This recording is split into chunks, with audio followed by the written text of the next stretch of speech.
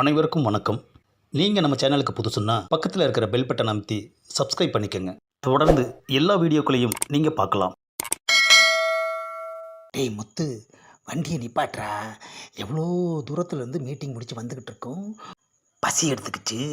நல்ல ஹோட்டலாக பார்த்து நிறுத்து. 1 hour later. அப்பாடா, சாப்பிட்டுட்டு ஹோட்டலை விட்டு வெளியே வந்தாச்சு. என்னது திடீர்னு ஒரு நாய் ஓடியாருது.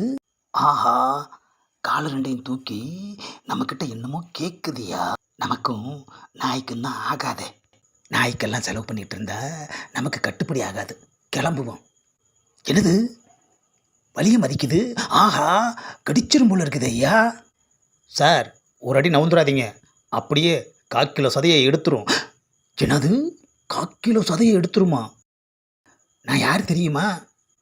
சார், நீங்கள் யாராக இருந்தாலும் என்ன சார், நீங்கள் யாருன்னு நாய்க்கு தெரியுமா? நாயை கூப்பிடியா, நான் கிளம்பணும். அது உங்களை விட்டா தாராளமாக கிளம்புங்க. என்னது விட்டா கிளம்புவா? என்னது நம்மளையே குறுகுறுன்னு பார்க்குது. ஆமாம், இவ்வளோ பேர் இருக்கையில நம்மளை மட்டும் எதுக்கு இதை அரெஸ்ட் பண்ணுச்சு? நாய் பிடிக்கிற வண்டியிலலாம் ஏற மாட்டேன்னு சொன்னது நீதானே? என்னது நாய் பேசுகிற மாதிரி மைண்ட் வாய்ஸ் கேட்குது. ஆஹா, ஆமாம் சொன்னந்தான். இப்போ அதுக்கு என்ன? பண்ணுறதையும் பண்ணிட்டு தெனாவட்டா பேர் பேசுகிறியா? நாய் வண்டினா உனக்கு அவ்வளோ கேவலமாக போச்சா? உன்ன மாதிரி மனுஷங்களுக்கு நாங்கள் எந்த விதத்துலையா குறைஞ்சு போயிட்டோம்? ஒரு பிடி சோறு வச்சா காலம் முழுக்க அவங்க காலடியிலேயே நன்றியோடு கிடப்போம். நாங்கள் உன்ன மாதிரி பணத்துக்காக நிறம் மாறுற பச்சோந்தி நாங்கள் கிடையாது. ஆஹா, இவ்வளோ யோசித்து நம்மளை லாக் பண்ணி வச்சிருக்கு. எப்பா பைரவா, தெரியாமல் சொல்லிட்டேன்பா. அது எப்பட்றா தெரியாமல் சொல்லுவ? எங்கள் வண்டியோட அருமை பெருமை தெரியுமா? எங்களுக்கு அதுதான் சூப்பர் டீலக்ஸ். எதிரிங்க தாக்க முடியாத சேஃப்டியான வண்டி.